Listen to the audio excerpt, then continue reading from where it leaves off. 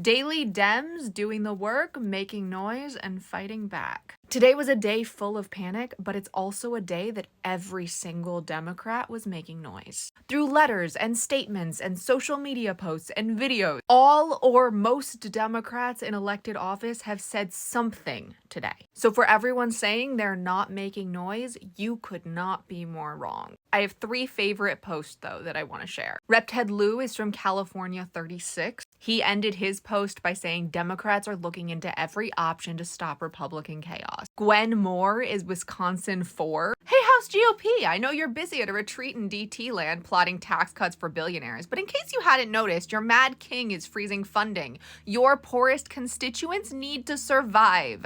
Get your head out of the golf course sand traps and protect them. And Mark Pocan, Wisconsin 2, said, we need to make our voices heard. If you or family live in GOP areas, call your elected officials and shame them into reversing course. But that's not all. In a press conference this morning, Schumer announced that state AGs will be suing over this funding freeze. This was before any AGs made the announcement. It seems like Schumer is spearheading it. And you probably missed this, but a Senate Democrat filibuster blocked a bill that would give sanctions to the ICC. And finally, Sean Casten, who is Illinois 6, tweeted this. If you are a senator right now confirming any DT nominees who will not unambiguously defend their oath to the Constitution, even if that means standing up to DT, you are completely misunderstanding the risk of this moment. Which, for those of you looking for AOC-style statements, this seems like one. And this isn't even remotely exhaustive. This was a huge day for Democrats fighting back. So don't listen to anyone who says Democrats are complacent. I can't even call it misinformation anymore. It's just pure disinformation at this point.